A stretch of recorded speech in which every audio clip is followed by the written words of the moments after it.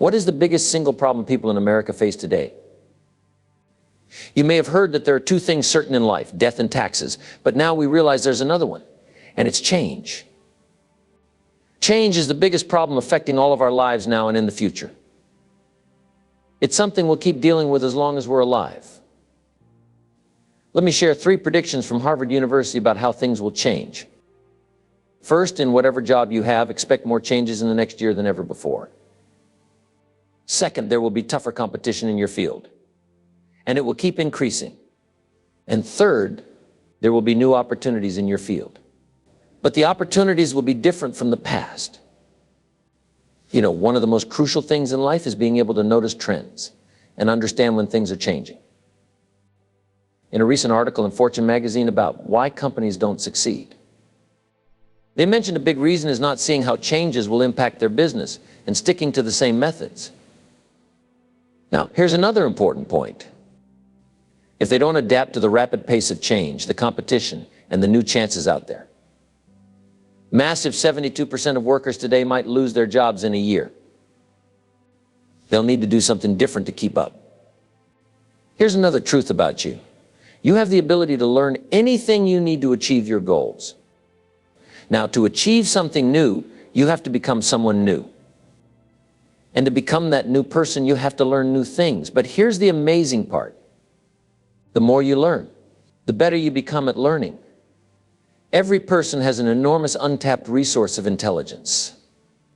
You can learn about any topic you want, whether it's becoming a doctor, a lawyer, or anything else.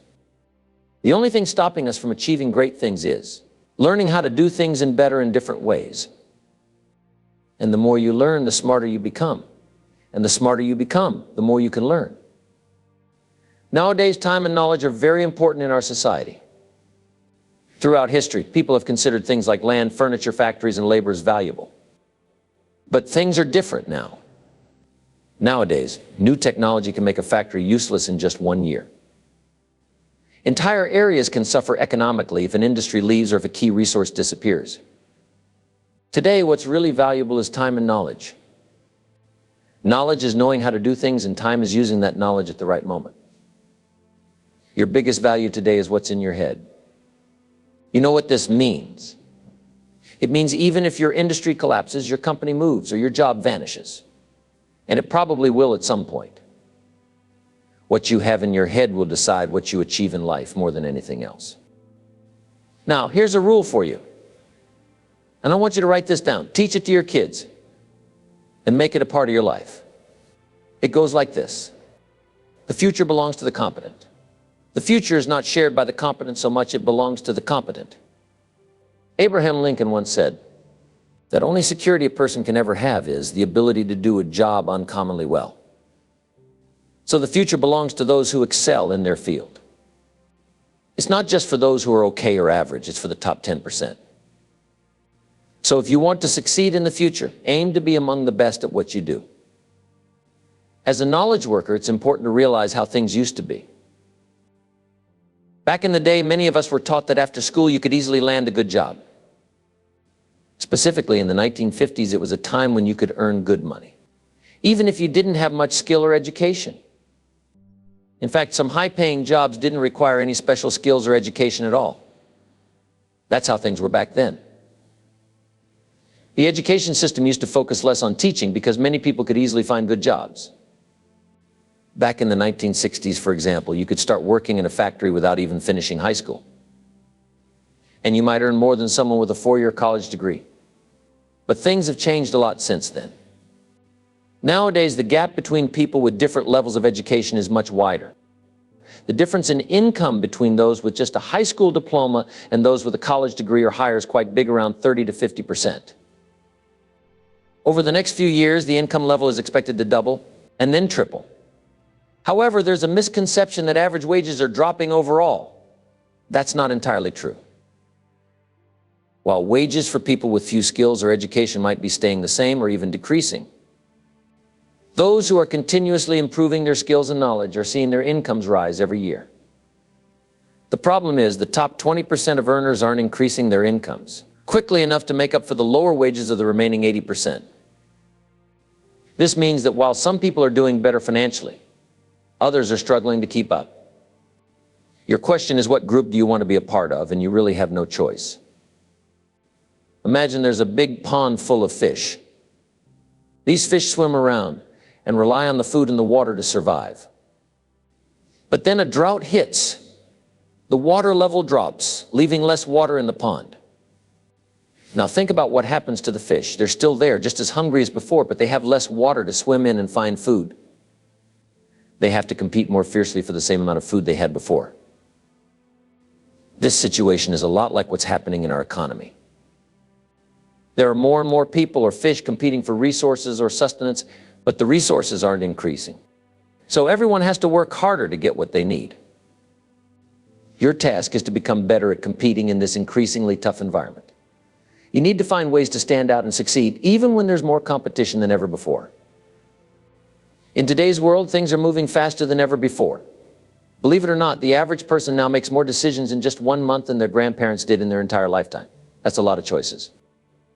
Back in the day when your grandparents finished school, they usually got a job at a big company and stuck with it for life. But those times are gone. Nowadays, change is happening all the time, and it's the most significant thing shaping our lives. Whether we like it or not, change is happening, and it's happening fast.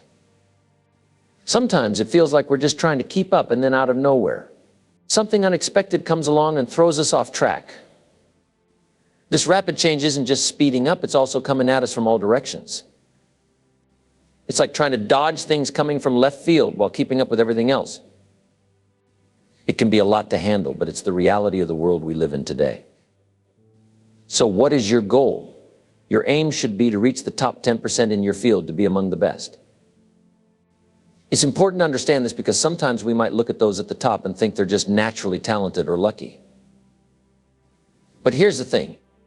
Every person who's now in the top 10% started somewhere, likely even at the bottom. So the people at the top aren't inherently better than you. They've simply put in more effort, made more of the right choices, and worked hard to get where they are. Imagine you're starting at 0, and the ultimate destination, the top 10%, is at 100. Everyone in your field is on this journey somewhere. Some are just starting out, while others are further along. And then there are those who have reached the top 10%. Now, reaching your goal might seem daunting, especially if you feel like you're starting from the bottom. But here's the thing. All you have to do is take it one step at a time. Just like climbing a ladder, each step brings you closer to your destination. By consistently putting in the effort and staying focused on your goal, you'll gradually move closer to joining the top 10% in your field. It may take time, but if you keep moving forward, you'll get there eventually. I've shared this advice with thousands of people, and it's truly remarkable. How many think that those at the top of their field were born with extraordinary talents or luck? But the truth is, they're just regular people who made a decision to reach the top. In my experience working with many successful individuals, I've noticed a common turning point. It's when someone decides they're going to be the best no matter what it takes. They commit to putting in the time and effort, cutting out distractions like TV and socializing, and persisting through challenges and setbacks. But if you stay committed and keep pushing forward, you'll eventually reach the top 10% in your field. It's not about luck or being in the right place at the right time. Every successful person I've met has made a conscious decision to pursue their goal relentlessly. They set a clear goal, make a plan, and work tirelessly until they achieve it. And you can do the same. Throughout human history, we've seen significant changes that have shaped our society over thousands of years. It all began with our ancestors living as nomads, constantly moving to find food and shelter. Then thousands of years ago, we transitioned into the agricultural age, where farming became the primary way of life for many. In 1776, a pivotal year was marked by the invention of the steam engine, heralding the arrival of the industrial age. This era is often regarded as one of the most transformative periods in human history. It brought about remarkable changes like rapid urbanization, the rise of modern countries, and the formation of bustling cities. Industries flourished and workers flocked to factories, driving the economy forward. However, the industrial age didn't last forever. In less than 2 centuries, we entered a new era known as the service age, following the aftermath of World War II. This shift was evident in the changing workforce demographics, with the majority of people now employed in service-related industries rather than manufacturing. Then, in the 1970s, another significant transition occurred as we entered the information age. This era was characterized by the widespread use of computers and technology to process and disseminate information. It marked a shift towards knowledge-based industries and paved the way for advancements in communication and innovation. In the information age, there was a big change. More people started working with information than in factories or traditional services. Now we're in the communications age. This means that there are even more people involved in sharing ideas and information than any other kind of work. People are using various ways to communicate, like talking, writing, and using technology. The number of industrial workers has decreased to around 18 million people. But America is making more stuff than ever before. Why is that? Well, fewer workers are now needed to produce all those things. Back in the old days, like at the beginning of the 1900s, more than half of Americans lived and worked on farms. But now, only a tiny fraction, about 3%, live on farms. And most of them aren't running big farms like they used to. It's been said that someone could walk up to the customs at New York's Kennedy Airport, having the knowledge to create a billion-dollar computer industry in their mind. They could go to the customs officer without any luggage and declare nothing. What does this mean? It means that today, the most valuable thing is brain power. Did you know that by the year 2000, about 80% of people who work will be knowledge workers? These are people who use their brains to figure out what to do and how to do it best to earn a living. Let me give you an example. Imagine you own a company. At the end of the workday, all the physical assets of your company, like machinery and equipment, are still there, but your employees leave for the day. The real value of your company lies in the skills and knowledge of your employees. In fact, if your entire company was destroyed, you could rebuild it as long as your skilled employees were still around. This highlights the importance of brain power. Nowadays, knowledge is incredibly valuable. In fact, according to our data, knowledge is doubling every 2 to 3 years, especially in your field of work. What does this mean? It means that if you're not constantly learning and expanding your knowledge base, you might fall behind in your field. Nowadays, when an engineer graduates from school, they need to keep learning. Why? Because technology is always advancing. Imagine an engineer who graduated 5 years ago. If they don't keep up with the latest skills and technology, they can become outdated. Here's an example. After 10 years, they might find themselves replaced by a new engineer who just graduated. Why? Because the new engineer has learned the latest technology and skills that the older engineer doesn't know. So even if the older engineer has a decade of experience, they could lose their job to someone with just 1 year of experience but with up-to-date knowledge. In any field, it's important to keep learning because what you know can become outdated. For example, if you're a historian studying world history, about 5% of what you know might change every year. Now, let's say you work in the stock market selling stocks and bonds. Here, things can change very quickly.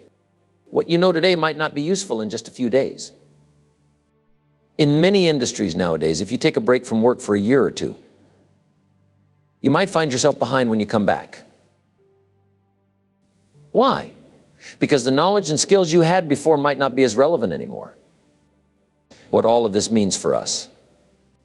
It means that we need to keep learning and improving our skills continuously. If we don't, we'll fall behind while the rest of the world moves forward. This is true not just for us, but also for products and services. Nowadays, things become outdated much faster than before. In the past, a new product or service might last for several years, but now, well, think about it. A new product on the market might only stay relevant for 6 months before something better comes along. Even a brand new computer can become outdated in just 4 months. When we say something is obsolete, it means it's no longer useful or relevant, because something newer and better has replaced it. So, to stay ahead, we need to keep up with the changes happening around us and be ready to adapt. Fully 90% of all the thinkers, inventors, creators, scientists, engineers, marketers, technologists, and many more. These are the people who come up with new ideas, products, and services that make our lives better in many ways. When we look at all these people together, they make up about 90% of those who are working hard to bring innovation and progress to our society. All the people who are working hard today, contributing their skills and ideas to make things happen. Because of this, there's a lot of competition out there. People are constantly improving their products and services, always looking for ways to make them better and more advanced. They're not just competing with others, they're also trying to outdo their own work. Now, you might think this sounds intimidating, but here's the thing. Instead of getting discouraged, you need to adapt. You need to embrace the challenge and find ways to innovate even faster, sharper and newer than before. And you know what's amazing? The more progress you make towards your goals, the better you'll feel. Success breeds more success, and it fuels your motivation, inspiration, and excitement. The change happening around us these days often leads to stress. This is the major factor that you and I are experiencing today: stress and anxiety. So where does all this stress and anxiety come from? Well, it shows up in many ways. We overeat, we drink too much, we sleep excessively, and we become quicker to get irritated and angry. There's also a rise in psychosomatic illnesses, meaning physical symptoms caused by mental stress. And the average American carries around 50 billion extra pounds of weight. Furthermore, we're seeing more accidents, increased violence, and higher crime rates. It's like we're losing our grip on things, feeling like we're tumbling through space without control. That's the stress we're experiencing. It's making us feel like we're losing control over our own lives. This is crucial, and it boils down to control and confidence. These two go hand in hand, like two sides of a coin. Psychologists say there's something called a sense of control.